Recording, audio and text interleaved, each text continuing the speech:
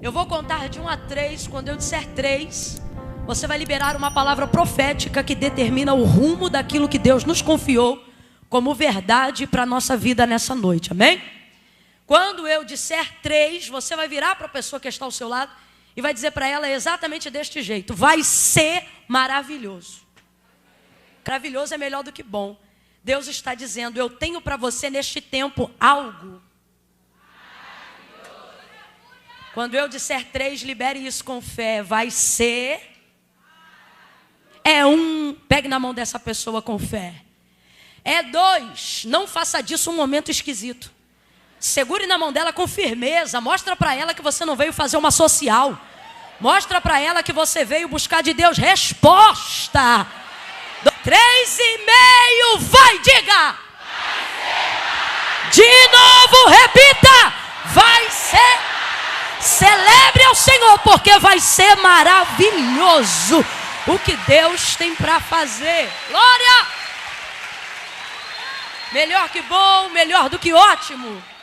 Maravilhoso. E abra comigo a sua Bíblia no Evangelho do Senhor Jesus, segundo escreveu Lucas. Eu quero pedir perdão por esse som anasalado. Estou muito resfriada, guerreando aí com uma febre. Mas a vitória é nossa, em nome de Jesus. Vocês são daqueles crentes que oram enquanto o pregador está pregando? Tem crente aqui dessa época? Que na hora que o pregador começa a pregar, Senhor, né? Tem que ser assim, que a gente precisa. Lucas capítulo de número 5.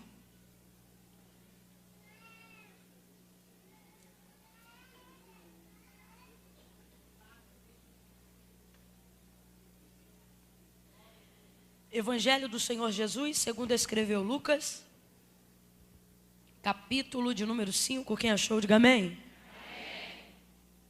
Amém. Diz assim o texto sagrado: apertando a multidão para ouvir a palavra de Deus, estava ele junto ao lago de Genezaré, e viu 2 barcos à beira da praia do lago. Mas os pescadores, havendo desembarcado, lavavam as redes. E entrando em um dos barcos, que era o de Simão, pediu-lhe que o afastasse um pouco da praia, e assentando-se, ensinava do barco a multidão. E quando ele acabou de falar, dirigiu-se a Simão e disse: faze-te ao mar alto e lançai as vossas redes para pescar.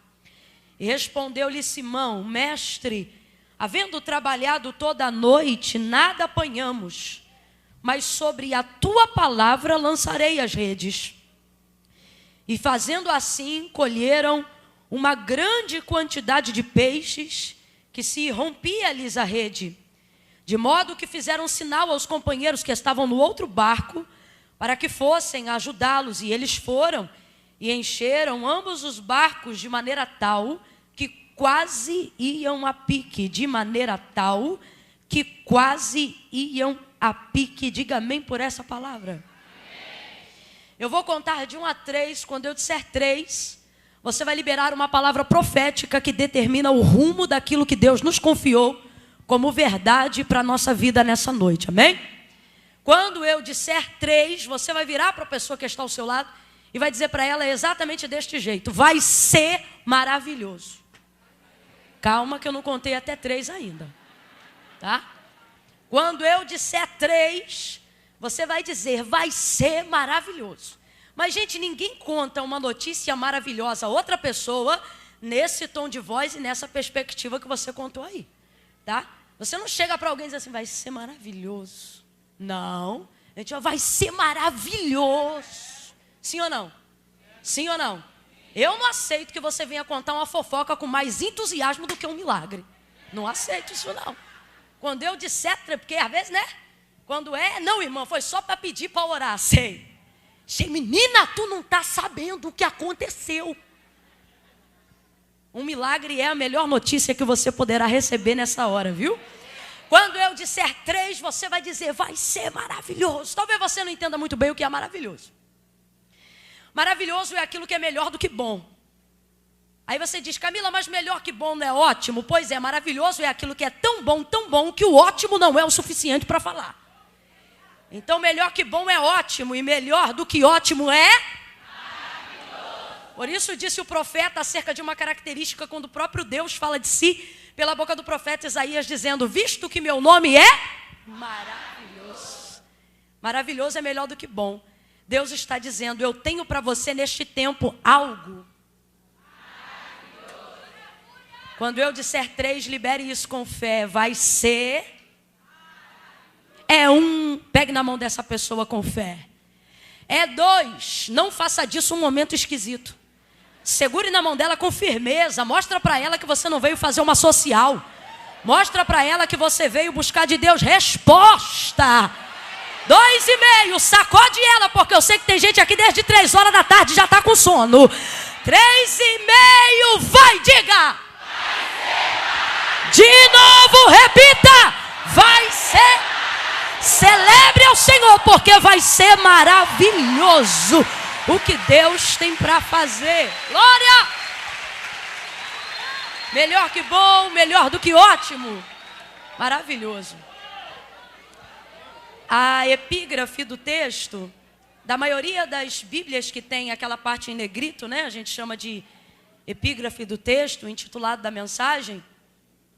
Na maioria delas vai vir escrito e discriminando o destaque do texto da seguinte maneira: a pesca maravilhosa. A pesca maravilhosa. Maravilhoso porque superabundou, maravilhoso porque foi além de qualquer expectativa projetada para aquele dia. Maravilhoso porque não veio só para saciar uma necessidade, né? Inclusive esse texto quebra a mística, se assim eu posso dizer, de que Deus opera milagres somente provocados por necessidade. Na verdade, isso é uma incoerência muito grande.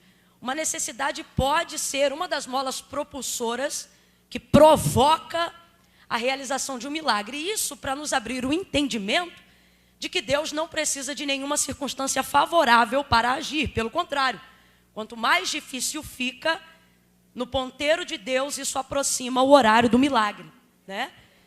Eu tenho até dito para algumas pessoas, como por exemplo, no episódio da mulher sunamita, quando o filho dela já havia adoecido e ela segurou sobre os seus joelhos, e o menino gemia gritando: ai, ai, ai, a minha cabeça. Filho esse que Deus havia usado o profeta Eliseu para liberar a palavra de que ela teria, uma vez que o seu marido já era avançado em dias e ela não tinha oportunidade de gerar. Enfim, quando o menino já tinha aproximadamente 12 anos de idade, deu uma inflamação, alguma coisa na cabeça do menino, e ele veio a falecer. Mas antes de morrer, ela segurou o menino ali nos joelhos, e obviamente que uma mãe que vê o seu filho agonizando, não fica sentada esperando ele morrer. Vai correr atrás de algum recurso. Mas o fato dela ter sentado e ter colocado o menino sobre os joelhos, obviamente, é porque ela já havia tentado tudo que estava na sua alçada, tudo que já estava no seu alcance, para tentar promover cura, bálsamo,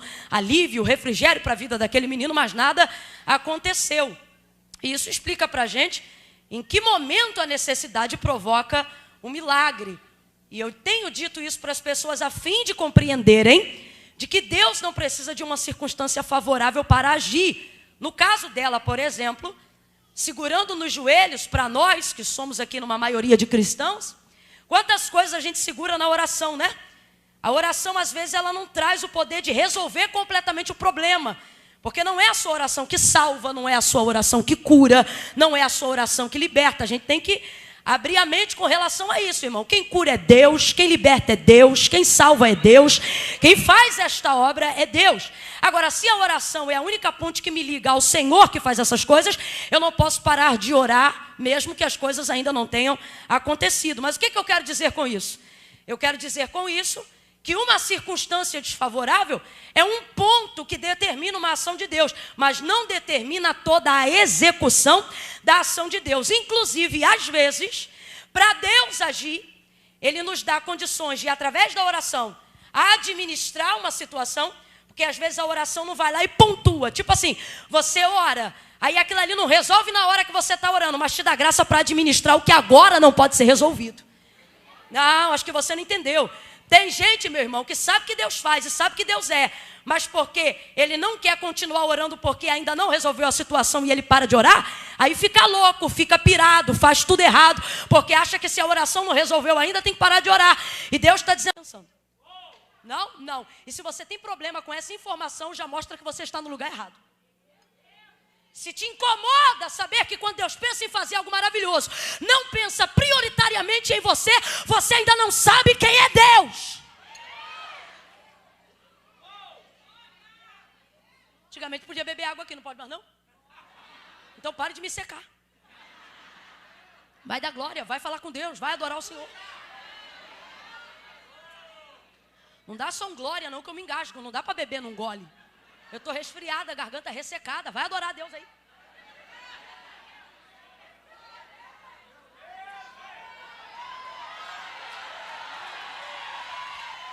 É desse jeito. É desse jeito. Quando Deus decide fazer algo maravilhoso, Ele está pensando, obviamente, prioritariamente, na glória de seu nome. E ele mesmo diz por quê? Porque dele, nele, por ele e para ele são. Quer ver milagre? Para de achar que Deus adora o teu umbigo. Quer ver milagre? Para de achar que Deus tem compromisso com o seu nome. Quer ver milagre? Para de achar que no céu alguém tem status e prestígio. O caminho é igual para todos. Na lava. E qual é o caminho? Fidelidade, submissão, obediência e, acima de tudo, glorificação ao nome de Deus. Deus faz na minha vida, porque eu tenho que provar para fulano quem eu sou. Vai ficar a ver navios. Deus faz na minha vida para que vejam quem tu és. Faz na minha vida para que saibam o que tu fazes. Dele, por ele, nele, para ele são todas as coisas. Vou repetir. Dele, nele, por ele, para ele são todas as coisas. Eu vou repetir. Porque dele, nele, por ele e para ele são todas as coisas. Agora, isso não deveria te ofender? Isso não deveria fazer com que você se sinta uma pessoa diminuída? Isso deveria te alegrar? Por quê? Porque significa que quando Deus determina fazer alguma coisa na sua vida, Ele não está assumindo só um compromisso prioritariamente com você. Ele está assumindo um compromisso prioritário com a sua palavra. Porque Deus é fiel e não pode negar-se a si. Isso não significa que Ele é só fiel a mim. Isso significa que Ele é fiel ao que Ele falou. Então Ele vai proteger o nome dEle, vai zelar o nome dEle, vai fazer para a glória de seu nome. E se tem uma coisa que eu quero, é ser um instrumento que Deus vai usar para isso. E isso é um privilégio. Isso é uma honra. Isso é uma honra. Isso é uma honra. Então veja bem. Isso facilita as coisas para mim. Facilita, Camila? Facilita. Facilita. Isso impossibilita com que os projetos de Deus para a minha vida, ou com o propósito da vida que eu tenho, dê errado. Por quê? Porque quando Deus me colocou no ventre da minha mãe, e eu só estou usando meu exemplo para você entender, mas Ele é de todos nascidos aqui. E eu não estou falando nascido na água e do Espírito, não. De todos nascidos aqui. Nasceu, está aqui me ouvindo. É gente, tem propósito. Por quê? Porque todo mundo que aqui há, Deus deu a luz. Ah, Camila, foi minha mãe. Foi sua mãe. Mas você teve vida porque Deus deu. Deus pergunta para Jó. Jó, tu sabes me dizer como se formam os ossos da criança no ventre da mulher? Deus está literalmente envolvido com a formação da vida humana. Literalmente envolvido com a formação da vida humana. A maior prova disso é que, como a gente vê nos filmes, por exemplo, o Superman veio de outro planeta e pá, caiu na terra. Deus não. Cobriu Maria do Espírito Santo e envolveu a formação de Cristo no ventre materno. De maneira humana, Deus está comprometido com a formação do homem na vida humana. Essa foi a maior maneira de manifestar a revelação de Jesus Cristo, se fazendo homem, nascendo do ventre de uma mulher. Então, quando Deus permite esse nascimento e tal, esse indivíduo vem para a sociedade, quando isso acontece, Camila, o que Deus estava pensando quando me fez? Quem quer saber o que Deus estava pensando quando te fez? Quer saber? Para esses 4 ali eu vou falar. Sabe o que Deus estava pensando quando te fez? Nele. Pensou nele. Sabe no que Deus pensou quando te criou? Pensou num propósito que glorificasse o nome. E a ideia dele foi nascer você. Presta atenção. Quando eu fui para o ventre da minha mãe, Deus não pensou assim: eu tô pensando na Camila hoje. Vai nascer uma Camila. Não. Deus pensou em um propósito na terra. Um propósito que envolvesse uma multidão, um propósito que glorificasse o nome dele. Deus pensou em uma maneira de glorificar o nome dele. Quando pensou em um projeto específico, pensou em alguém que pudesse cumprir esse projeto e esse propósito específico. Então veja bem, Deus pensa nele, glorificar o nome dele. Pensa num propósito que glorificará o seu nome. E aí permite o nascimento de alguém. Então presta atenção. Quando você nasce, você já nasce com um. Olha o que o Senhor disse para Jeremias. E isso não é predestinação, porque nós não somos destes. Não deste nível de predestinados. Antes que tu te formasse no ventre, eu te conheci, Jeremias. E as nações te dei. Você não sabe, Jeremias ainda vai descobrir. Mas o que Deus está dizendo acerca da formação na época de seu nascimento é o seguinte: você já nasceu com propósito. As nações já estão patenteadas para te receber. As nações te dei por profeta. Já havia uma trajetória profética desenhada. E que Deus iria cumprir isso na vida do profeta Jeremias.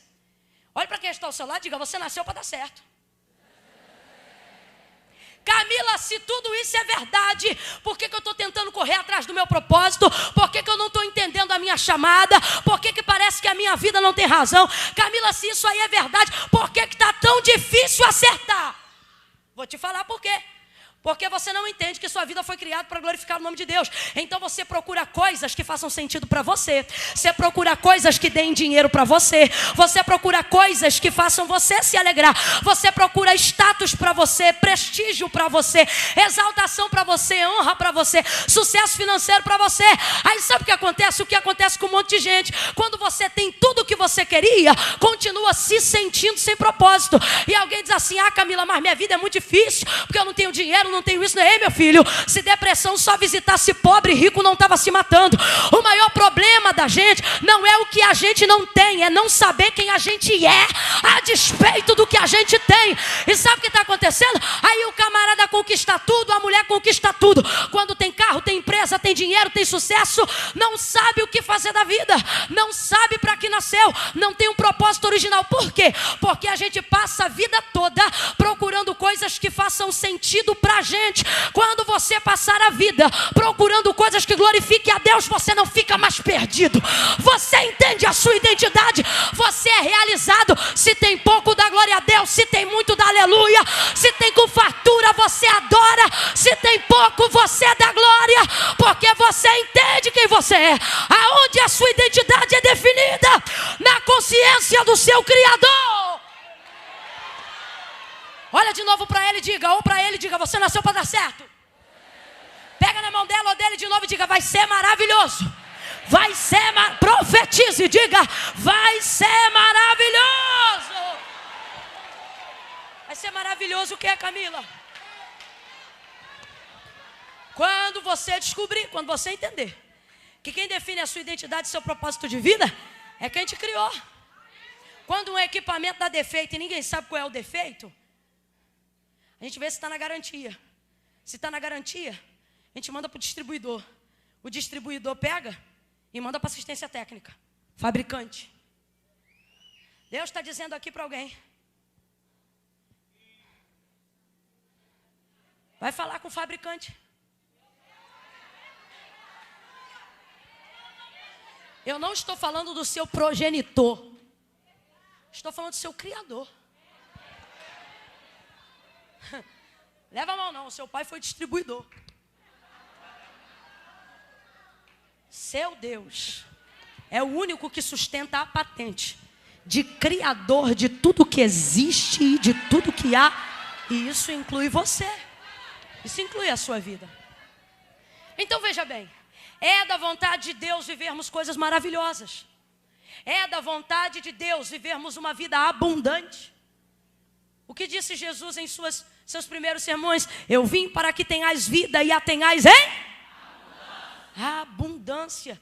Isso não fala necessariamente do que a gente tem, mas fala de conhecer quem a gente é e ser satisfeito com quem a gente é. E nós temos vivido um tempo onde as pessoas pensam que somente a necessidade de algo vai provocar um milagre. E por que eu estou firmando essa tecla? Porque tem gente achando que tem que chegar na beira do abismo para ver acontecer alguma coisa maravilhosa.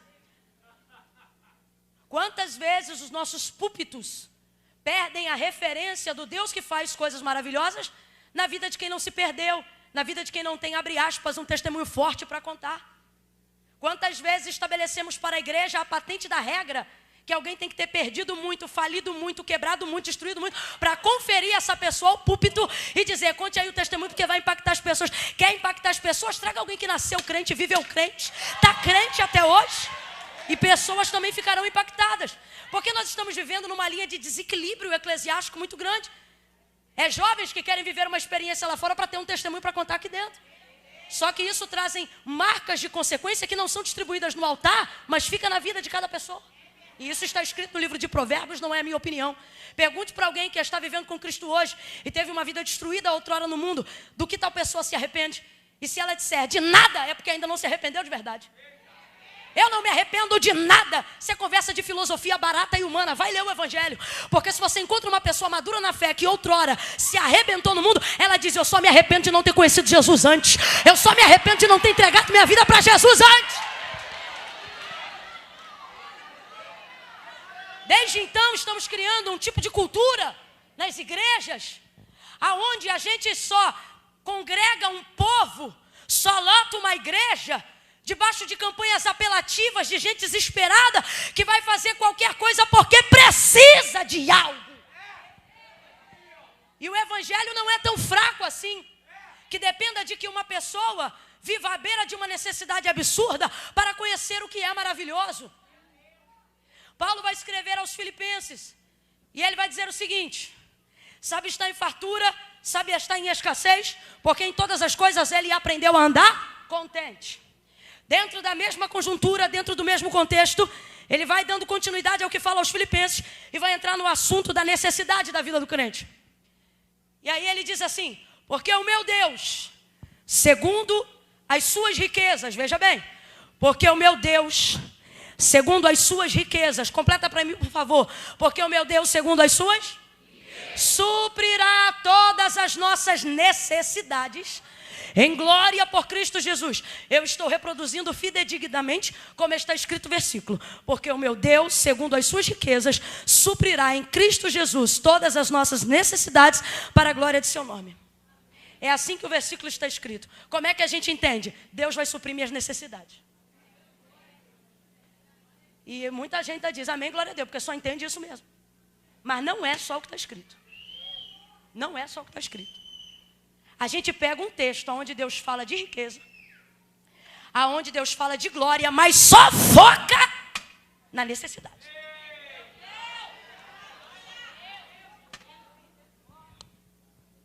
Meu Deus, segundo as suas riquezas, interprete o texto. Meu Deus, segundo as suas riquezas. Então, peraí, porventura tenho eu, se fosse o caso, mais dívida do que Deus tem riqueza? Vai ouvindo aí. Meu Deus, segundo as suas riquezas, presta atenção. A gente lê o texto e interpreta da seguinte maneira: meu Deus vai suprir as minhas necessidades. E aplica na vida assim: Deus vai suprir as minhas necessidades de acordo com as minhas. É assim que a gente aplica, fala a verdade. Fala a verdade. Sim ou não? Deus está dizendo, eu não vou suprir suas necessidades de acordo com as suas necessidades. Deus está dizendo, eu vou suprir suas necessidades de acordo com as minhas. Interpreta o texto, gente. É isso. Deus não está dizendo, vou suprir suas necessidades de acordo com as suas necessidades. Deus está dizendo, eu vou suprir suas necessidades de acordo com as minhas. O que Deus está dizendo, pelo amor de Deus, na boca de Paulo? Deus está dizendo que não vai, e não é característica de quem Ele é, decidir pagar uma conta à conta. Ah, não. Deus está dizendo, você nunca vai ter necessidade mais do que eu tenho. Quando Deus entra para operar um milagre, meu irmão, Ele não entra para pagar sua conta. Se Deus só pagou conta, foi o Deus da provisão. Eu vim pregar o Deus maravilhoso.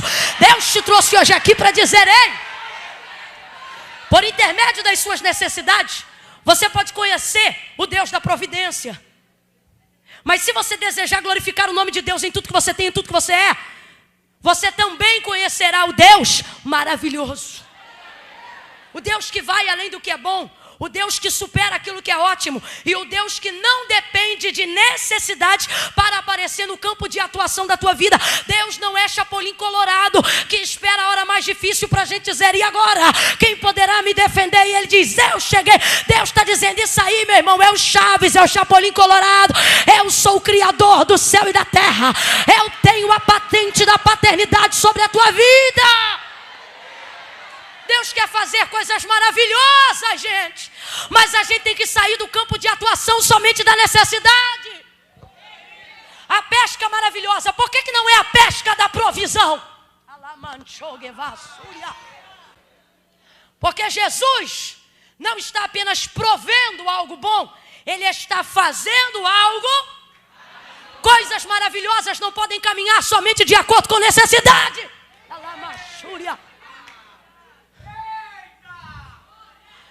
Às vezes Deus faz algo em você. Às vezes Deus faz algo através de você. Mas uma coisa é certa: Deus sempre quer fazer. Então, se eu preciso, Deus pode manifestar na vida de quem precisa. Mas se alguém precisa, Deus vai usar quem crê para manifestar na vida de quem? Mesmo que eu não esteja precisando. E é isso que Deus está procurando entre nós hoje aqui. Alvos para a realização de um milagre, seja na minha vida, ou seja me usando como instrumento na vida de alguém. Por que eu digo isso? Porque a palavra foi em direção a Pedro. Ele foi um instrumento para esse grande milagre. Seu barco, sua rede, sua direção. Mas o resultado mesmo da pesca maravilhosa, ele nem pegou. Porque recebeu de Jesus uma chamada, caminhou com Jesus e o peixe ficou lá. Vai entendendo aí o que Deus está dizendo para alguém hoje aqui? Tem que parar com essa mania de achar que somente, eu não estou dizendo que não, mas não posso caminhar no prisma de que somente a necessidade vai provocar um milagre. A realização do que nós vemos aqui agora no capítulo de número 5 do Evangelho de Lucas, não foi por necessidade apenas. Você acha que um pescador que trabalha no ramo da pesca, envolvido com a pesca e que pesca todo dia, não tem peixe em casa no sal? Não tem não? Você acha que um pescador não tem não? Claro que tem. Tem peixe lá ou não tem, gente? Na casa dele tem ou não tem? Claro que tem. Eu não estou falando de alguém que vai pescar de vez em quando. Eu estou falando de alguém que está envolvido no ramo da pesca. Ele tem peixe, o pessoal lá tem peixe. Só quem não tem peixe é essa multidão que vai chegar aqui depois. Vai ouvindo aí. Então precisamos entender. Esse milagre que nós estamos vendo aqui, e os milagres maravilhosos que nós queremos viver, que caminham acima das necessidades, precisamos abrir a mente e entender que não é necessidade que move a mão de Deus. Não. Primeira coisa, se você só desenvolve esse viés de pensamento, em pouco tempo você começará a achar Deus injusto. Em pouco tempo, não importa o quanto você leia a Bíblia, não importa o quão crente você acha que é. Se você desenvolver o viés de pensamento que Deus só opera por necessidade, daqui a pouquíssimo tempo a sua capacidade de juízo vai determinar para você que o seu Deus é injusto. Por quê? Por que uma morreu e a outra está viva? Por que o crente que adorava o Senhor morreu de câncer e o ímpio está curado? Por quê? E a gente começa a desenvolver esses pensamentos. Você quer ver um pensamento desenvolvido? E vou falar isso para os mais maduros na fé que podem ouvir. A ideia de que só pode ofertar na vida de pobre. Não pode dar oferta para rico. Tem gente que desenvolve esse pensamento. Não vou abençoar fulano já é abençoado. Aí sente vontade de entregar um negócio. Aí, poxa, Deus mandou dar para fulano. Mas devo estar louca, porque fulano tem tudo. A ideia de um Deus de rótulos, de um evangelho setorizado, de uma fé segregadora. Isso não é reino, isso é província. Deus está te pensando hoje e está dizendo: vem cá comigo que eu vou te mostrar o que é reino de Deus. Então veja bem, o que é que provoca prioritariamente o milagre? Glorificar o nome de Deus. Como é que isso é feito? A palavra do Senhor diz: porque desde a antiguidade, com o ouvido não se ouviu, e nem com o olho se viu. Um Deus que trabalha. Um Deus que? Não é que Deus é meu servo. Não é que Deus é meu servo. Mas como Pai e como Cristo, Ele se coloca muitas vezes na posição de tal para que eu possa ser abençoado. Porque desde a antiguidade, por que não diz desde sempre? Por quê? Por que não diz desde a eternidade?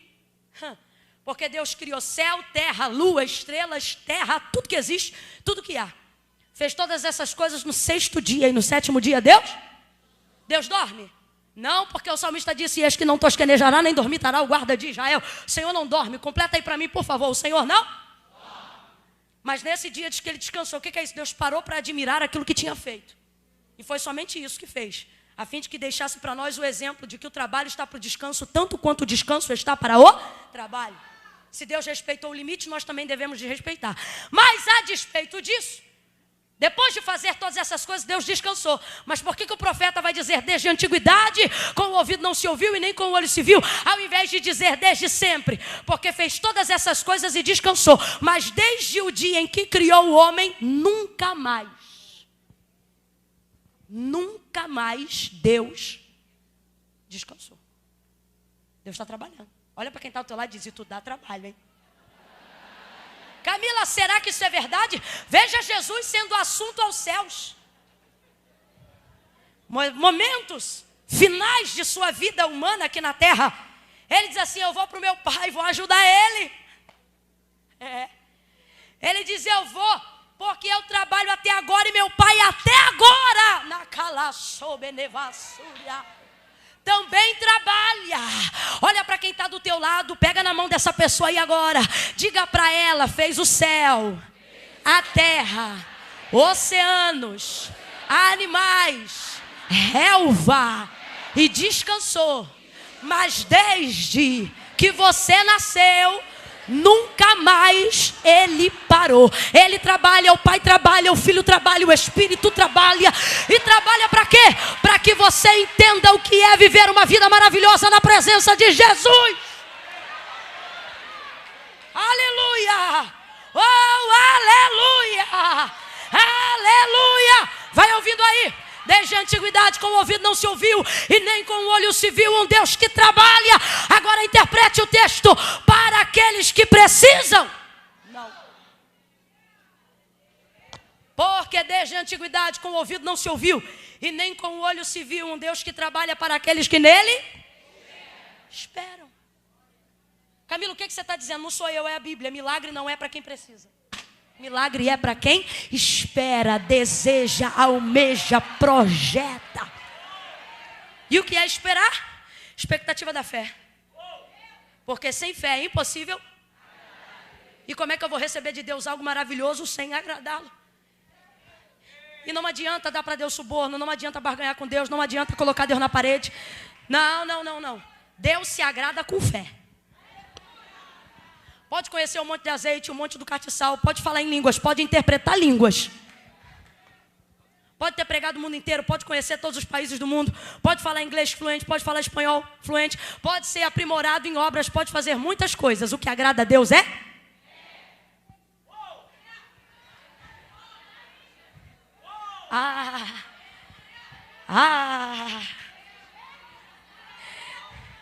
Tem alguém dizendo, mas você é pobre, como é que isso vai acontecer? Você vai dizer, rapaz, eu sou pobre, mas é porque você está olhando para o que eu não tenho. Mas Deus olha para o que eu tenho. E eu tenho fé. Fé é ter expectativa. Completa para mim, por favor. Fé é ter. Mas não é nas pessoas, é em Deus. Esperar em Deus, crer em Deus. Camila, como é que eu faço para desenvolver a minha fé? Capacidade criativa, tem que imaginar. Fé não é uma luz que entra no meu coração e desde então eu viro uma mulher de fé. Não. Fé é a capacidade imaginativa de projetar do lado de dentro aquilo que eu quero que aconteça do lado de Marcos capítulo 5. A mulher do fluxo de sangue, do lado de dentro ela disse, então somente eu tocar na orla das suas vestes eu serei? Se tão somente eu tocar na orla das suas vestes, eu serei. Se tão somente eu tocar na orla das suas vestes. Ela se imagina indo, imagina tocando, imagina fazendo. O que acontece? Jesus passa, ela toca na orla das suas vestes. Responda para mim, ela pediu para ser curada? Ela pediu para ser curada? Eu tenho dito, sempre digo isso. Ela foi lá, pegou o que queria sem pedir, não foi roubo. Desse jeito. Foi lá, pegou o que queria sem pedir, não foi roubo. E recebeu. Foi curada ou não foi? Foi curada ou não foi? E não foi em 15 dias, não. Não teve Jesus falando, conta 30 dias, minha filha.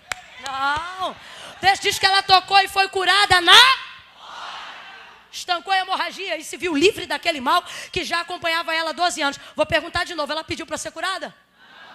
Pegou o que queria e já ia embora. Jesus só chamou de volta para poder tocar onde ela não podia tocar.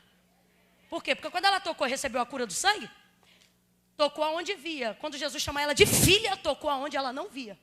Mais de 12 anos. Então, às vezes, a gente vem e faz uma campanha, toca, leva o que quer. Mas tem que deixar Jesus chamar. Porque você recebe o que precisa, mas ele recebe o que você quer, mas ele te dá também o que você precisa e não sabe. Cura na alma, cura nas emoções, cura na mente. Resumindo o texto. Tocou, pegou e levou. Desenvolveu a fé em casa. Desenvolveu a fé na mente. Desenvolveu a fé sem conselho. Olha para mim. Fé não pede conselho. Ideias, projetos, decisões que você vai tomar, é bom tomar conselho. Ideia de fé, não é bom pedir conselho. Porque sua fé é uma, do irmão é outra, do de trás é outra. Mulher foi lá e desenvolveu, eu vou tocar na orla das vestes e você, curada. Tocou e foi curada na hora. Eu disse, Jesus, como é que foi isso? Jesus me disse, olha, ela pegou o que queria, não pediu, você viu? E por que isso aconteceu? O Senhor disse para mim, ora, porque ela sabia duas verdades. Primeiro, estava comigo, mas pertencia a ela. Ela sabia disso. Estava com ele, mas pertencia a ela. Segunda coisa, essa mulher não gastou tempo pedindo para usar o que já era dela. Coisa que a maioria de nós faz. O quê? Diz que tem fé, mas gasta tempo fingindo que está orando, para não ter que manifestar a fé, porque fé manifesta. Se tem fé e não manifesta nada, não é fé. É envolvimento de atmosfera de culto. Fé manifesta. Fé manifesta. Se tem fé, tem que manifestar de alguma maneira, nem que seja, teatral, que nem eu fazia. Eu segurava o microfone, o controle remoto na mão e pregava para as almofadas, número 1, número 2, número 3. Não tinha ninguém lá, mas eu pregava igual eu estou pregando hoje aqui. Não tinha nada, mas era fé. Eu manifestava, segurava o controle, olhava para as almofadas. Eu soltava, pegava o controle que estava na minha mão, soltava e dizia, canta Lauriette. Aí Lauriette cantava, dizia, Jesus vai curar agora. Eu fazia o culto na sala. Quem tinha lá? Se você olhar sem fé, você vai dizer ninguém. Se eu olhar, eu dizia, eu já estava pregando aqui muito antes de você me ver. Você consegue compreender o que Deus está falando? Capacidade de imaginar. Essa mulher imaginou, projetou. A gente muitas vezes, deixa de viver algo maravilhoso, porque não entende que a fé precisa estar envolvida com uma capacidade criativa de imaginar. Imagine! Eu vou contar de 1 até 3, você não vai falar não. Você vai gritar para quem está do seu lado. Quando eu disser 3, você vai dizer imagine. Vamos lá, 1, 2, 3, vai! Imagine! Tem gente que só não vê um milagre porque não tem imaginação. Presta atenção. Pedro vai ver a escassez no deserto quando Jesus faz o milagre da multiplicação. Aí Jesus diz assim, filhos, dê-lhes de comer. Aí eles dizem, nós não temos nada senão 5 pães e 2 peixes. Aí Jesus diz assim, então me dá aqui. Aí Pedro diz assim, Senhor, isso aqui. André diz assim, o que é isso para tanta gente? Aí Pedro diz assim, olha isso. Nem que tivéssemos 200 denários de dinheiro, ele tem, ele tá, mas nem na imaginação consegue romper.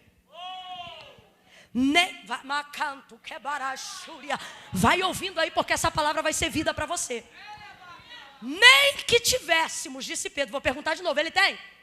Os discípulos têm? Jesus tem? Ele vai falar algo da imaginação. Nem que tivéssemos, ou seja, 200 não vai.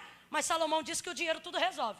Se tudo resolve, então tem uma quantia de dinheiro que em algum momento vai saciar a compra para toda aquela gente. Sim ou não? Mas nem na imaginação o cabra rompe. Nem que tiver. Já imagina não tendo. Gente, paga para imaginar? Receita Federal recebe para imaginar? Não. imaginação. Nem para imaginar o cálculo de quanto seria, ele consegue.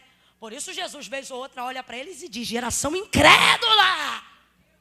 Até quando vocês me terão com vocês? Nem que tivéssemos. Não tinham, mas já que é para imaginar, faz a conta direito. Você não está imaginando? Imagina direito. Imagina direito.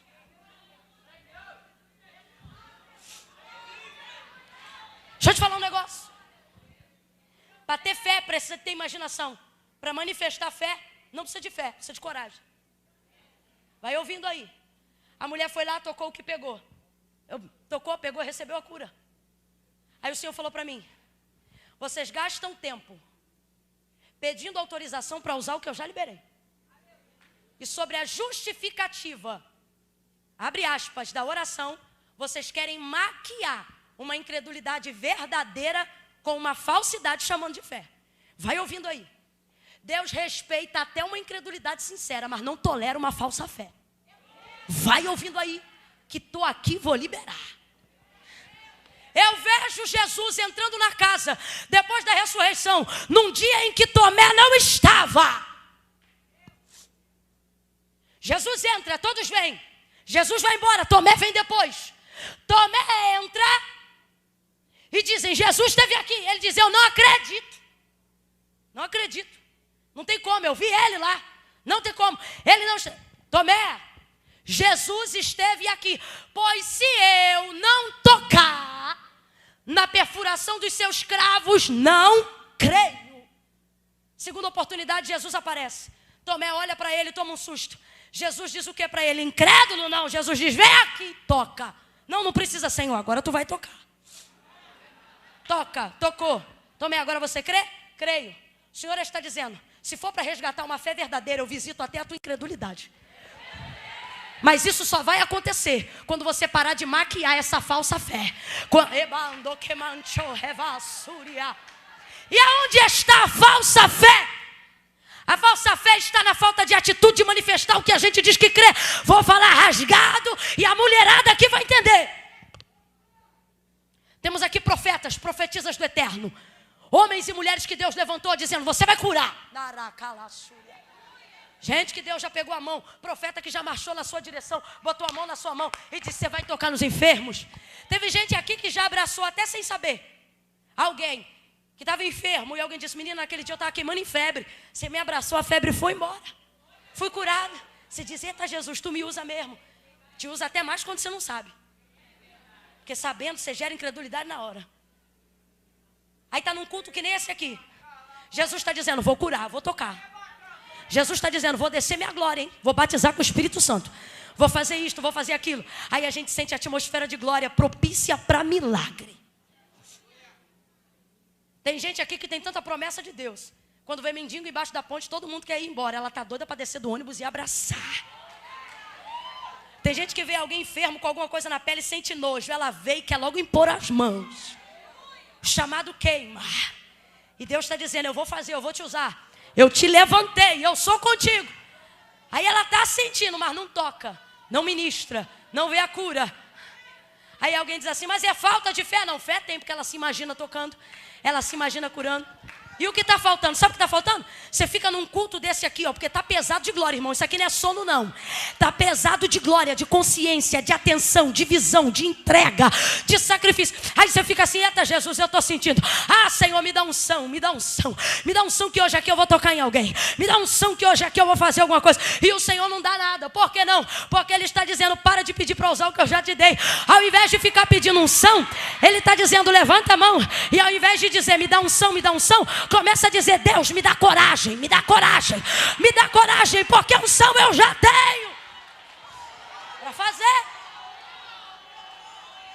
Sacode ele, sacode ela, diz: coragem, meu filho, coragem, coragem. Não, sacode ela e diz: coragem, coragem, meu filho, coragem, coragem, porque quem te chamou não mente. Coragem, coragem, coragem. Acerca da nossa contribuição no reino de Deus, a instrução é assim: nem por tristeza, nem por necessidade. Deus ama o que dá com... Dá um glória aí que eu vou fazer fazer uma coisa feia, não quero que você ouça. Vai, me ajuda.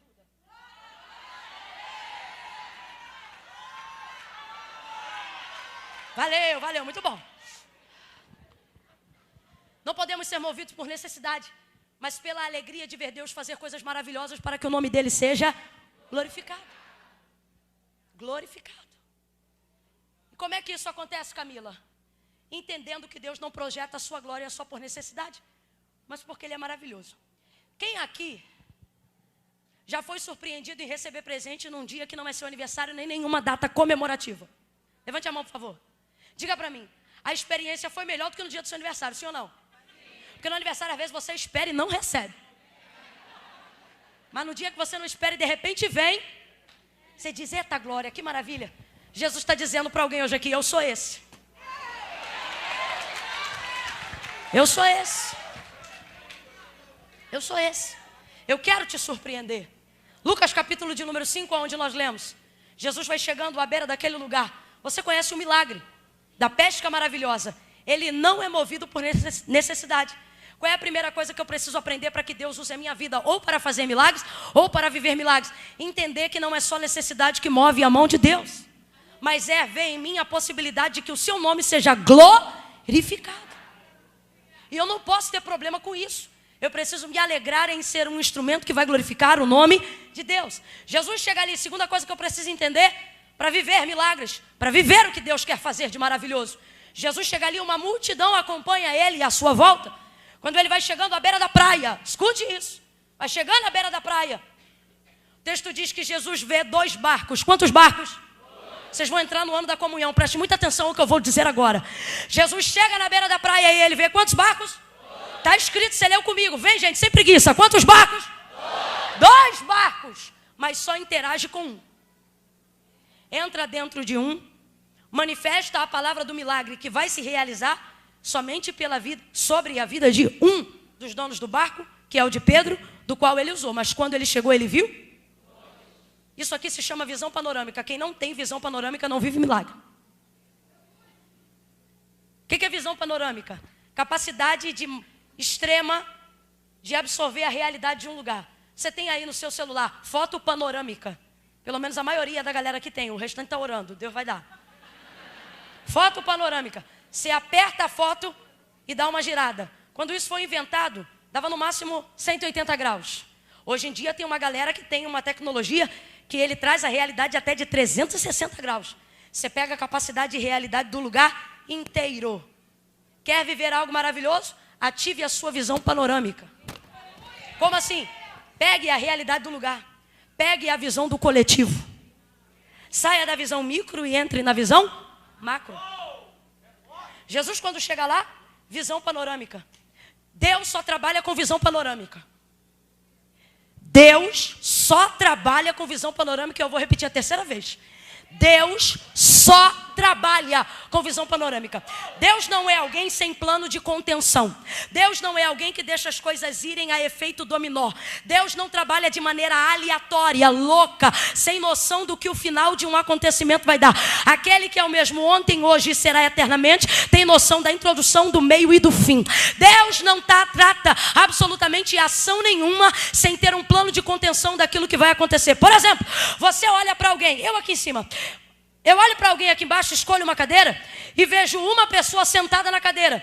Isso aqui é uma visão humana, individual, egocentrística, focalizada e não multifocal. Visão humana. Mas como disse o Senhor a Samuel, eu, o Senhor, não vejo como vê o homem. Não vê só o coração, mas vê tudo que vai no coração e sabe tudo que virá no futuro. Quando eu olho para alguém sentado aqui na cadeira, eu só vejo essa pessoa. Eu digo, está aqui fulano. Só vejo ela no mesmo culto, na mesma cena.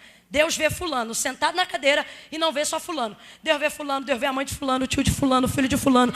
A causa que fulano trouxe no coração. O que Deus vê tudo. Deus tem uma visão panorâmica quando olha para uma. Você olha daí de baixo aqui para cima e você olha para mim e só vê uma pessoa. Deus, quando olha para mim, vê eu, vê minha mãe, vê minha casa, vê a minha família, vê tudo que vai acontecer, vê tudo que já aconteceu, vê aonde eu vou estar. A visão de Deus é uma visão. Vem, gente, a visão de Deus é uma visão.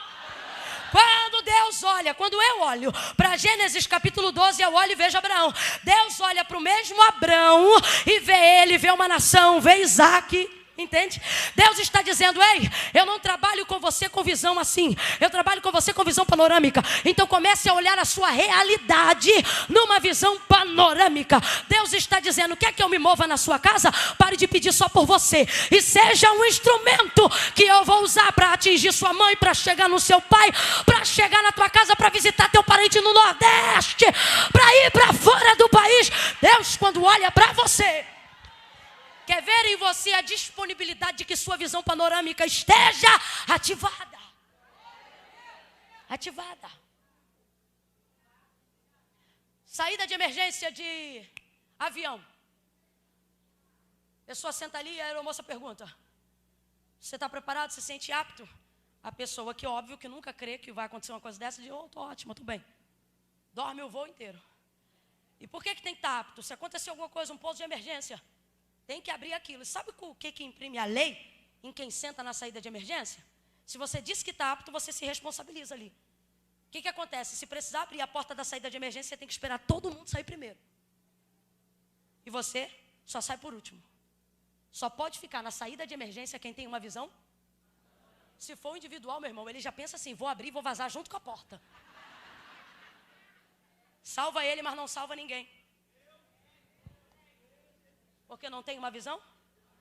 Quer viver coisa maravilhosa? Ativa a sua visão panorâmica. Quer ver Deus fazer como nunca fez antes, numa área que você nunca viu?